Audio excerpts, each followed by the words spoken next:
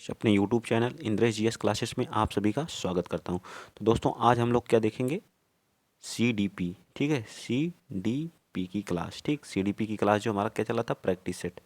ठीक है, practice set CDP का चल रहा था, उसको देखेंगे। प्रैक्टिस सेट नंबर हमारा कौन सा, 12 है। ठीक, आप लोग जितना हो सके वीडियो को शेयर कर दीजिएगा, चैनल को क्या कर लीजिएगा, सब्सक्राइब कर लीजिएगा। ठीक है, यू युत्सा है क्या, बताइए यू युत्सा क्या है, इसको हमें बताना है। यू युत्सा, पहला क्वेश्चन हमारा कह रहा है यू युत्सा क्या है, इसमें बताइए। आप ही लोग बताइए, क्या यू युत्सा है, कल्पना है, कल्पना है, मूल प्रवृत्ति है, या संवेग है, या चिंतन है। तो क्या है, कल्पना तो है नहीं, यू युत्सा तो मूल प्रवृत्ति है। ठीक है, क्या है, मूल प्रवृत्ति है। मूल प्रवृत्तियों की संख्या कितना है, मूल प्रवृत्तियों की जो संख्या है वह कितनी है, तो इनकी जो संख्या वो कितनी है, टोटल 14 संख्या है। ठीक है, क्रोध हो गया, भय हो गया, ये सब किसके अंतर्गत आते हैं, ये सब हमारे क्या हैं, मूल प्रवृत्तियां हैं। ठीक है, क्रोध भय युत्साह, ठीक है, ये सब हमारे क्या हैं, सब के सब जो हमारे क्या हैं, मूल प्रवृत्ति हैं। ठीक, तो इस तरह से सी पार्ट इसका हमारा क्या आ जाएगा, राइट आंसर आ जाएगा। ठीक है, चलिए आगे चलते हैं। नेक्स्ट क्वेश्चन नंबर आप बताएंगे 2। क्वेश्चन नंबर 2 देखिए क्या कह रहा है। क्वेश्चन नंबर 2 कह रहा है कि बालक जो है, बालकों के सामाजिक विकास को प्रभावित करने वाले तत्व कौन है। बालक का जो सामाजिक विकास होता है उसको प्रभावित करने वाले तत्व कौन से हैं। बालक जब क्या करता है, समाज से इंटरेक्ट करके सारी चीज़ें सीखता है। ठीक है, क्या करता है, समाज से इंटरेक्ट करके सीखता है, तो उसका क्या होता है, सामाजिक विकास होता है। ठीक है, और इसके शारीरिक तत्व, सामाजिक परिवेश जन्य तत्व, या आर्थिक तत्व, या वंशानुगत तत्व, इसमें से कौन सा जो है इसको क्या करता है, प्रभावित करता है। तो यह प्रभावित करता है हमारा जो कौन सा, आर्थिक तत्व। आर्थिक तत्व क्या करता है, उसके जो है सामाजिक विकास को क्या करता है, प्रभावित करता है। यदि बच्चा जो है आर्थिक रूप से कमजोर है, ठीक है, आर्थिक रूप से उसका परिवार क्या कमजोर है, ठीक है, तो उससे सब लोग क्या करते हैं, भेदभाव की भावना। देखिए आप अपने गांव में ही देख लीजिए, अगर कोई गरीब परिवार से है तो बहुत लोग उसको उसके साथ क्या करते हैं, भेदभाव की भावना रखते हैं, लेकिन ऐसा नहीं करना चाहिए। ठीक है, इस तरह से बच्चे का क्या होता है, इस तरह से बच्चा के अंदर हीनता की भावना होती है कि हाँ बड़े लोग हैं। बच्चा कभी कभी नहीं करता, ये बड़े लोग हैं, ठीक है, इनके साथ खड़े होने में मुझे दिक्कत होती है, उनके अच्छे कपड़े होते हैं, उनके पहनावे को देख करके बच्चा क्या, खुद को अपने अंदर वो फीलिंग करता है कि मैं इन लोगों से क्या हूँ, छोटा हूँ। ठीक है, इन लोगों के साथ मैं भी इन लोगों के साथ कैसे हो सकता हूँ, कैसे घूम सकता हूँ, ऐसा उसके अंदर ऐसी भावना पनपती है। बट ऐसा नहीं करना चाहिए। यही सारी चीज़ें क्या करती हैं, बच्चे के सामाजिक विकास को क्या करती हैं, प्रभावित करती हैं। ठीक है, चलिए अगला चलते हैं। क्वेश्चन नंबर 3 आप बताएंगे। क्वेश्चन नंबर 3 क्या कह रहा है, क्वेश्चन नंबर 3 कह रहा है कि शारीरिक विकास का एक प्रमुख नियम क्या है। जो शारीरिक विकास होता है इसका एक प्रमुख नियम क्या होता है, बताइए। क्वेश्चन नंबर 3 का, द्रुतगामी विकास का नियम, या अनियमित विकास, या मानसिक विकास, सी कह रहा है मानसिक विकास, या डी कह रहा है कि कल्पना और संवेग विकास से संबंध के नियम। बताइए कौन सा हमारा राइट हो जाएगा, चारों में से कौन सा सही होगा, बताइए। सॉरी, एक मिनट रुक जाइए, इस वाले का मैंने शायद गलती से कुछ और बता दिया। ठीक है, तो ये वाला ऑप्शन आर्थिक आर्थिक वाला नहीं होगा, बल्कि ठीक है, इसका जो हमारा क्या होता है, सामाजिक परिवेश जन्य तत्व होगा। ठीक है, मैंने सॉरी, उसके लिए मैं माफ़ी चाहता हूँ। क्वेश्चन नंबर 2 का जो हमारा जो आ जाएगा, बी पार्ट हो जाएगा। ठीक है, आठ। ठीक, चलिए आगे चलते हैं। नेक्स्ट अगला क्वेश्चन, क्वेश्चन आप 3 बताएंगे। ठीक, उसके लिए हम माफ़ी चाहते हैं आप लोगों से। ठीक है, थोड़ा सा ध्यान नहीं दे पाए हैं क्वेश्चन पे। ठीक, तो बताइए क्वेश्चन नंबर 3 का क्या जाएगा, शारीरिक विकास का एक प्रमुख नियम निम्न में से कौन सा है। तो इसका जो क्या होता है, जो नियम होता है वो क्या होता है, अनियमित विकास का नियम कहलाता है। क्या कहलाता है, शारीरिक जो विकास होता है वह हमारा अनियमित रूप से होता है। क्या होता है, अनियमित होता है। ठीक, नेक्स्ट चलिए क्वेश्चन नंबर आप बताएंगे 4th। क्वेश्चन नंबर देखिए 4th क्या कह रहा है। क्वेश्चन नंबर 4 कह रहा है कि निम्नलिखित में से कौन सा सिद्धांत विकास का सिद्धांत नहीं है। परस परस्पर संबंध का सिद्धांत, निरंतरता का सिद्धांत, अनुकूलित प्रत्यावर्तन का सिद्धांत, या समान प्रतिमान का सिद्धांत। इसमें से पूछा कौन सा विकास, मतलब डेवलपमेंट का, जो हमारा डेवलप होता है बच्चे का जो विकास होता है उसका सिद्धांत नहीं है, इसे ये पूछा है। बताइए, तो जो अनुकूलित प्रत्यावर्तन का सिद्धांत होता है यह हमारा क्या होता है, डेवलपमेंट का सिद्धांत नहीं हुआ। बाकी हमारे क्या हो गए, सभी विकास के सिद्धांत हैं। क्या है, विकास के सिद्धांत हैं। ठीक है, परस्पर संबंध का सिद्धांत हमारा भी विकास का सिद्धांत है, निरंतरता का भी विकास, समान प्रतिमान का सिद्धांत भी हमारा किस चीज़ का है, विकास का सिद्धांत का ही विकास का सिद्धांत है। ठीक, चलिए नेक्स्ट क्वेश्चन नंबर आप 5 बता दीजिए। विकास के परिणाम के स्वरूप नवीन विशेषताओं और नवीन योग्यताओं को प्रकट होती हैं, यह कथन किसका है।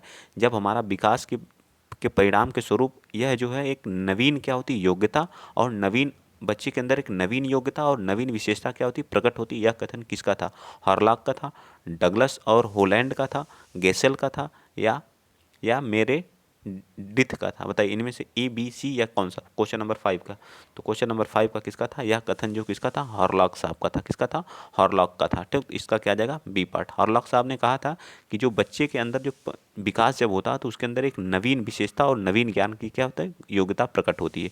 तो बी पार्ट हमारा क्या आ जाएगा, राइट। चलिए क्वेश्चन नंबर आप बताएंगे 6।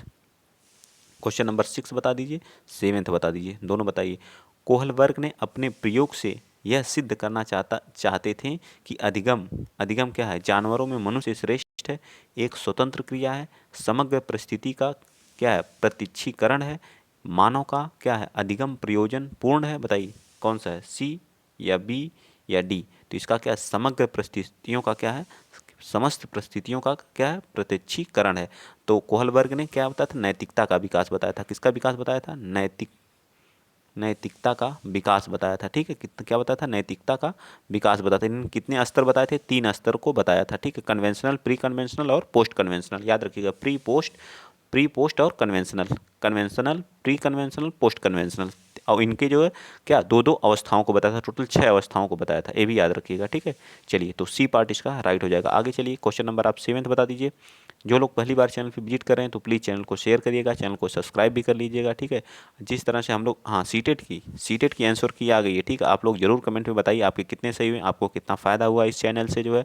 तो आप लोग जरूर बताइएगा, कमेंट में जरूर बताइएगा। और मैंने इसकी वीडियो भी बना के अपलोड कर दी है। ठीक ठीक, आई होप, मैं आशा करता हूँ कि आपके अच्छे नंबर आए होंगे। ठीक है, मेरे खुद के भी अच्छे नंबर आए हैं जो है। ठीक, बताऊंगा जिस दिन रिजल्ट आएगा उस दिन जो है। ठीक है, तो चलिए, किसने पाठ योजना की पंचपद प्रणाली प्रतिपादित किया था, किलपैट्रिक ने, हर्बर्ट ने, जॉन डेवी ने, ब्लूम ने, किसने किया था बताइए।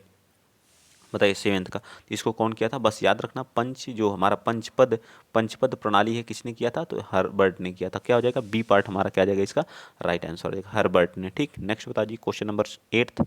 निम्नलिखित में से ग्रंथियों के आधार पर व्यक्तित्व के विभिन्न प्रकारों की चर्चा किसने की है। मतलब जो ग्रंथियां हैं उनके व्यक्तित्व के आधार पर जो है चर्चा किसने की थी, कैनन ने, क्रेस्मर ने, या जुंग ने, या स्प्रेंजर ने। बताइए किसने की थी। ये देखिए महत्वपूर्ण है, इन सब क्वेश्चन इंपॉर्टेंट क्वेश्चन है। इन सब क्वेश्चनों को आप लोग नोट्स बना लिया कि 1 लाइनर में ही लिख लिया करिए। ठीक है, इन सभी जो कथन हो गए, ये सब क्वेश्चन जो जो पंचपद प्रणाली हर्बर्ट ने दिया था, ग्रंथियों के आधार पर व्यक्तित्व को विभिन्न प्रकार की चर्चा किसने की थी, तो ऐसे क्वेश्चन पूछा जा सकता है। तो इन सभी क्वेश्चनों को आप लोग क्या करिए, नोट्स बना लिया करिए। ठीक है, मेरे कहने से। और अगर आप लोग मुझे कुछ मानते हैं तो आप लोग जरूर इसका शार्ट नोट्स बनाएंगे। ठीक, या शार्ट स्क्रीन ले लिया करिए, जो जो लोग थोड़ा आलसी टाइप में हो, लेकिन जितना आप लिखेंगे उतना बेटर। कैनन ने कहा था, क्या कहा था, कैनन ने कहा था कि ग्रंथियों के आधार पर व्यक्तित्व के विभिन्न प्रकारों की चर्चा किसने की थी, तो कैनन साहब ने की थी। ठीक है, कैनन जी ने की थी। ठीक, चलिए 9th भी यहीं पे बता दीजिए। 9th क्या कह रहा है कि सृजनात्मकता मौलिक परिणामों को अभिव्यक्त करने की मानसिक प्रक्रिया है, यह कथन किसने, सोचिए यही सामने आपके 7th 8th तीनों हैं, सिर्फ वैज्ञानिक से पूछा है, मनोवैज्ञानिक कितने। बताइए, सृजनात्मक मौलिक परिणामों को अभिव्यक्त करने की एक मानसिक प्रक्रिया है, यह कथन है डिहान का, कोल एंड ब्रुश का, ड्रेव हल का, या क्रोक्रो का। बताइए किसका यह कथन है। बताइए यह कथन किसका है, 9th का। तो यह कथन जो किसका था, क्रोक्रो का था। ठीक है, क्रोक्रो ने क्या कहा था, क्रोक्रो ने कहा सृजनात्मकता जो तो ये बच्चे के अंदर सृजन करने की जो क्षमता होती है, वह मौलिक परिणामों को अभिव्यक्त, अपने मौलिक परिणाम जो होते हैं उसको अभिव्यक्त करने की क्या है, मानसिक एक मेंटल क्या है, मेंटल प्रोसेस है। ठीक है, क्या है, मेंटल प्रोसेस है। सारी चीज़ें आपको क्या होनी चाहिए, याद होनी चाहिए। चलिए क्वेश्चन नंबर आप 10th बताएंगे, क्वेश्चन नंबर 10th और 11th दोनों बताएंगे। बताइए क्या करा 10th, बी एफ स्किनर के अनुसार बच्चों में भाषा का विकास होता है अनुकरण एवं प्रबलन के अनुसार, परिपक्वता के फलस्वरूप, जन्मजात क्षमताओं के फलस्वरूप, व्याकरण के प्रशिक्षण के फलस्वरूप, या कैसे, किस तरह से बच्चे के अंदर जो है भाषा का जो विकास होता है वो किस तरह से, अनुकरण के माध्यम से होता है, या परिपक्वता के माध्यम से, या जन्मजात, या फिर जो है क्या है, व्याकरण में व्याकरण तो बिल्कुल गलत है। ठीक है, व्याकरण तो गलत है। ठीक है, तो इन्होंने किसके माध्यम से बताया था, तो इन्होंने बताया था बच्चा जो है क्या करता है, अनुकरण के माध्यम से सीखता है। बच्चा क्या करता है, स्किनर साहब के अनुसार बच्चा क्या करता है, अनुकरण के माध्यम से। तो ए पार्ट इसका क्या आ जाएगा, राइट आंसर आ जाएगा। क्या आ जाएगा, ए पार्ट इसका क्या होगा, राइट होगा। ठीक है, ए पार्ट क्या होगा, राइट होगा। ठीक, चलिए आगे चलते हैं। नेक्स्ट अगला क्वेश्चन, क्वेश्चन आप बताएंगे 11th। क्वेश्चन नंबर 11 क्या करा, जो मूल प्रवृत्तियों को 14 प्रकार से वर्गीकृत किया था, कौन किया था? जो हमारी मूल प्रवृत्तियां अभी आगे मैंने बताया था कितनी होती हैं, 14 मूल प्रवृत्तियां हमारी होती हैं, ठीक है। उसको किसने जो क्या किया था, वर्गीकृत किया था? थॉर्नडाइक ने, या फिर जो है मैकडुअल ने, या वुडवर्थ ने, या जो है ड्रेवर ने? बताइए किसने किया था 11th का, बताइए। तो यह किया था मैकडुअल। मैकडुअल के अनुसार जो मूल प्रवृत्तियों की संख्या कितनी है, टोटल 14 है, ठीक है। एक दिन मैं इस सभी मूल प्रवृत्तियों को भी क्या करूंगा, लाइन से लिखवा दूंगा, ठीक है। अभी मैंने किसी प्रैक्टिस सेट में लिखवाया था, ठीक है। तो आप लोग ध्यान दिया करिए कितनी टोटल मूल प्रवृत्तियां हैं, जो है जैसे हमारा भय हो गया, क्रोध हो गया, ठीक है, ये सभी हमारी कितनी मूल प्रवृत्तियों के अंतर्गत आती हैं। किसी दूसरी वस्तु, क्वेश्चन नंबर 12 बताइए, किसी दूसरी वस्तु की अपेक्षा एक वस्तु पर चेतना का केंद्रीयकरण अवधान है, यह कथन किसी कथन से, इसी में सोच लीजिए कितने 4 से 5 क्वेश्चन पूछा। इसीलिए सीडीपी जो क्या होती है, टफ हो जाती है। किसमें आप लोग कंपेयर करते हैं सीटेट से, सीटेट की सीडीपी आसान होती है कंपेयर टू जो यूपी टेट, ठीक है। यूपी टेट की सीडीपी अच्छे से आपको पढ़ना पड़ेगा, ठीक है। ऊपर ऊपर पढ़ के आप नंबर नहीं ला सकते हैं, ठीक है। चेतना, किसी वस्तु की अपेक्षा एक वस्तु पर चेतना का केंद्रीकरण अवधान है, यह कथन किसका? मन का है, रॉस का है, डेमव्यूअल का है, मैकडुगल का है? बताइए। 12th का राइट आंसर क्या आ जाएगा? डमव्यूअल का है, ठीक है। सी पार्ट इसका राइट हो जाएगा। आगे चलते हैं, क्वेश्चन नंबर 13 बताएंगे आप। क्वेश्चन नंबर 13 क्या कह रहा है? क्वेश्चन नंबर 13 कह रहा है, लिखित में से किसका जो है सृज सृजन शास्त्र के पिता, सृजन शास्त्र होगा, सृजन शास्त्र नहीं होगा, सृजन शास्त्र के पिता से जुड़ा है, ठीक है। जुड़ा है, ये जुड़ा है, ठीक है, जुड़ा हुआ है। रास, क्रो, गॉल्टन या वुडवर्थ? 13 का राइट आंसर क्या आ जाएगा? तो 13 का राइट गॉल्टन साहब, ठीक है। सबसे ज़्यादा इसमें पूछा है, मुझे सबसे आज का सबसे हार्ड शिफ्ट ये लगी थी, ठीक है, क्योंकि इसमें सभी के सभी जो सिर्फ क्या पूछा, वैज्ञानिकों के बारे में पूछा गया था। 12 वर्ष में 16 वर्ष के बालकों हेतु हिंदी में डॉक्टर एस जलोटा ने कौन सा परीक्षण किया था? 12 से 16 वर्ष के जो बालक होते हैं उनके ऊपर जलोटा साहब ने कौन सा? साधारण मानसिक योग्यता परीक्षण, अशाब्दिक बुद्धि परीक्षण, या चित्रांकन परीक्षण, या आर्मी अल्फाबेट टेस्ट? बताइए 14 का राइट आंसर। तो कौन सा साधारण मानसिक योग्यता परीक्षण कौन किया था? जो 12 वर्ष से 16 वर्ष के बच्चे होते हैं उनको जो हिंदी में जो है डॉक्टर एस जलोटा साहब ने एक परीक्षण किया था, उस परीक्षण का नाम था साधारण मानसिक योग्यता परीक्षण। याद रखेंगे आप लोग, साधारण मानसिक योग्यता परीक्षण, ठीक। आगे चलिए, नेक्स्ट क्वेश्चन आप कौन सा बताएंगे? 15। क्वेश्चन नंबर 15 बताइए। क्वेश्चन नंबर 15 का बुद्धि के द्विकारक सिद्धांत को किसने दिया था? बताइए, के प्रतिपादक कौन थे? क्वेश्चन नंबर 15 का राइट आंसर हमारा स्पीयर्स मैन ने। इन्होंने क्या बताया था? बुद्धि के कितने बताए थे? इन्होंने बुद्धि को जो है 2 एस फैक्टर और जी फैक्टर। एस फैक्टर का मतलब क्या था? Specific factor. एक क्या बताया था? यस फैक्टर बताया था, ठीक है, यस फैक्टर। और क्या बताया था? एक जी फैक्टर, ठीक है। क्या बताया था? यस फैक्टर, और इसको बोलते हैं स्पेसिफिक फैक्टर बोलते हैं, और इसको क्या बोलते हैं? जनरल फैक्टर, ठीक। याद रखिएगा, 2 कारक बताया था इन्होंने, ठीक। बिने साहब ने कितने बताए थे? 1 कारक बताया था, ठीक। चलिए नेक्स्ट बताइए, क्वेश्चन नंबर 16 बताइए।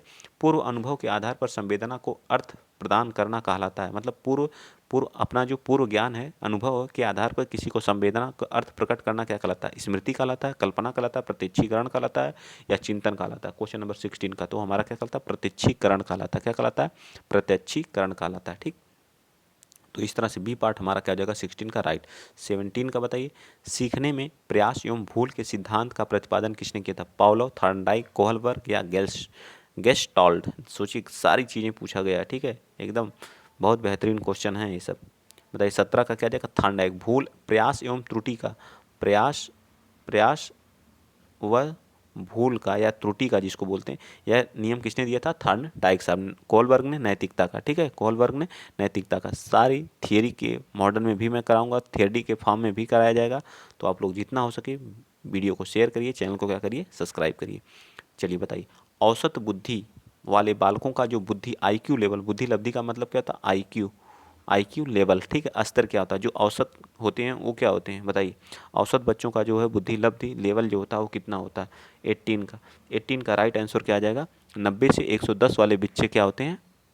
उनका बुद्धि जो लब्धि होती है, आईक्यू लेवल होता है, वो क्या? औसत होता है, ठीक है। चलिए नेक्स्ट बता दीजिए, क्वेश्चन नंबर कौन सा? 19।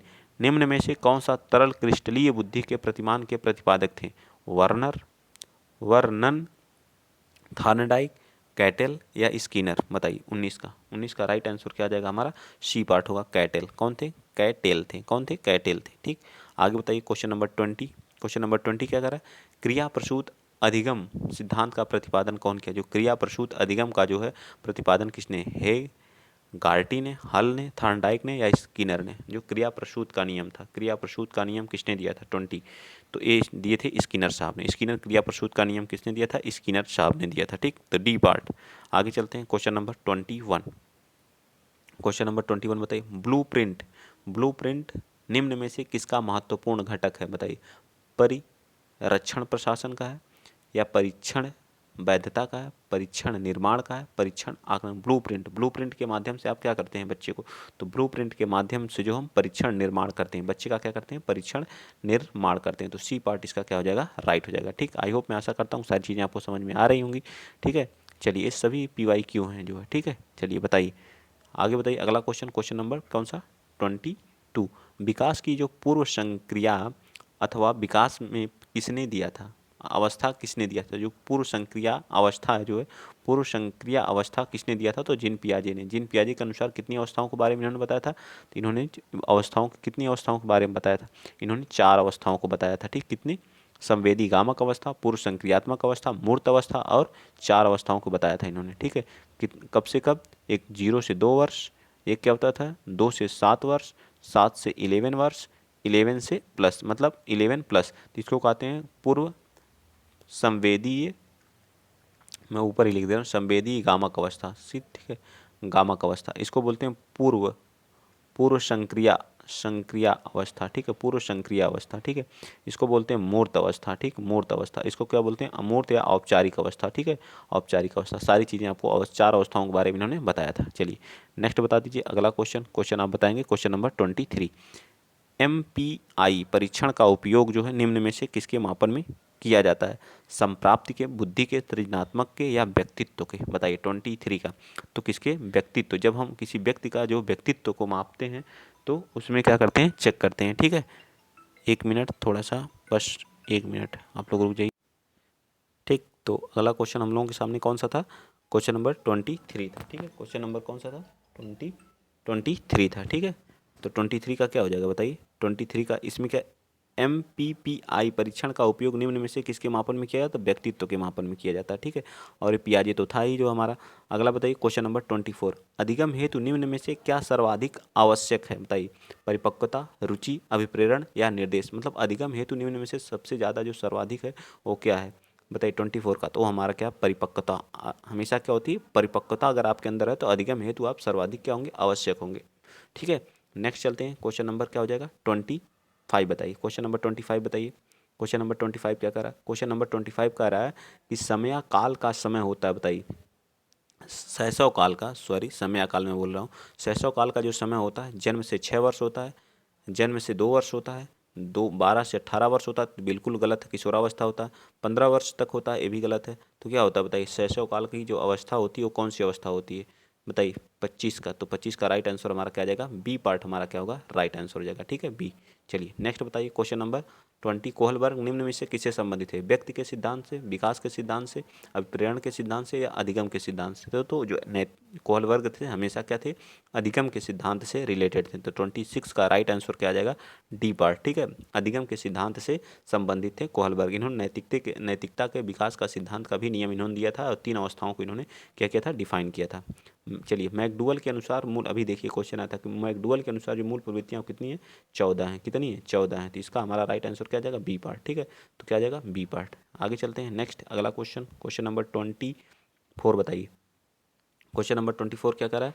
देखिए यहाँ से अगला हमारा जो है वो हिंदी स्टार्ट हो जाएगा। ठीक है, 28 बताइए। उद्धेलन जो होता है, मानसिक उद्धेलन प्रतिमान का उपयोग निम्न में से किसके शिक्षण हेतु किया जाता है? सृजनात्मकता के, अनुप्रयोग के, समझ के या समस्या समाधान के? बताइए किसके जो है किया जाता है? तो ये 28 का राइट आंसर क्या आ जाएगा? सृजनात्मकता। किसी चीज़ के सृजन के लिए जो मानसिक उद्धोलन प्रतिमान का उपयोग किया जाता है। नेक्स्ट बताएंगे 29। किसने प्रयोग कुत्ते पर एक विषयी था? कुत्ता का एक विषयी था। बताइए। थॉर्नडाइक ने कुत्ते पर प्रयोग किया था, स्किनर ने, पावलोव ने या कोहलबर्ग ने? तो किसने किया था? पावलोव ने। कुत्ते पर जो किया था कौन किया था? पावलोव साहब ने किया था। ठीक है, और मौलिकता, नमनीयता एवं प्रवाह किसके घटक हैं? निम्न में से किसके घटक हैं? 23 का। ये आज का CDP का लास्ट क्वेश्चन है। आप बताएंगे कितने आपके CDP में सही हुए हैं 30 में से। ठीक है, देखिए इसी तरह से क्वेश्चन पूछे जाते हैं। तो ये भी हमारा क्या था? सृजनात्मकता का था। किसका था? सृजनात्मकता था। ठीक, तो आज के लिए इतना ही। अगर वीडियो आप लोगों को अच्छा लगा है तो प्लीज़ वीडियो को क्या करेंगे, आप लोग शेयर करेंगे, शेयर कर दीजिएगा, ठीक है। आप लोगों से बहुत आशा रहती है कि आप लोग वीडियो को शेयर करेंगे और चैनल को सब्सक्राइब करेंगे, सपोर्ट करेंगे, प्यार देंगे, ठीक है। तो ज़्यादा से ज़्यादा शेयर किया करिए, चैनल को सब्सक्राइब भी कर लीजिए, सपोर्ट भी करिए जो है, ठीक है। जिस तरह से बनाए हुए हैं, ठीक। देखिए सीटेट का तो हो चुका, जो सीटेट का टेंशन छोड़िए। आप लोग जो भी नंबर आए हैं अच्छे आए हैं, जो लोग क्वालिफाई किए हैं वो भी अच्छे किए हैं। जिनका नहीं हुआ है वो लोग अभी से मेरे ख्याल से लग जाएँ जो है। आप लोग मैच तो कर ही लिए होंगे, आंसर की जो है, ठीक है। अभी से आपको 100% वैकेंसी आएगी, ठीक है। ये मत सोचिए कि हाँ मेरा नहीं हुआ, नहीं हो पाएगा, ऐसे डी मोटिवेट मत हुआ करिए, ठीक है। जब आप इस फील्ड में आ ही गए हैं तो संघर्ष करते रहिए, क्या दिक्कत है। संघर्ष करने से कोई चीज़ सॉल्व होती है, बिना संघर्ष के कुछ भी नहीं पॉसिबल है, ठीक है। सोचिए आपने किस जगह पे कमी कर दी थी, कहाँ पे हमसे कमी हुई थी, उस कमी को दूर करिए। कौन सा आप मिलाए होंगे तो आपको पता चला होगा कौन सा सब्जेक्ट मेरा वीक है, कौन सा सब्जेक्ट मेरा स्ट्रांग है, ठीक है। आप उस पर फोकस करिए जहाँ आपकी जो है वीकनेस है, वीकनेस को सुधारिए, सारी चीज़ें सही होंगी। जो है एक बार में सफलता नहीं मिलती है, उसके लिए रात दिन एक करना पड़ता है। इसलिए जो अभी से जग जाइए। और आप लोग यूपी टेट में जो है, अगर आप मेरे साथ जुड़े रहे तो 130 120 तो 100% है, ठीक है, श्योर गारंटी है, ठीक। जो लोग मेरे साथ स्टार्टिंग से जुड़े रहे सीटेट में उनके आए भी हैं, ठीक है। 110 प्लस वाले बहुत सारे लड़के हैं, 110 111 112 115। हाँ सेकंड पेपर रहता है थोड़ा सा टफ जो है, उसमें लोगों को कम आए हैं सेकंड पेपर, ठीक है। तो आप लोग होपलेस ना होइए, अच्छे से यूपी टेट की तैयारी की। यूपी टेट का जैसे ही फिनिश होगा उसके बाद 100% श्योरिटी के साथ कर रहा हूँ सुपर टेट की वैकेंसी आएगी, क्योंकि हर जगह से हर ज़िले से डाटा कलेक्ट कर लिया गया है। तो ज़्यादा बातें नहीं जो है, ठीक है। वीडियो एंड करते हैं, आज के लिए इतना ही। जय हिंद, जय भारत।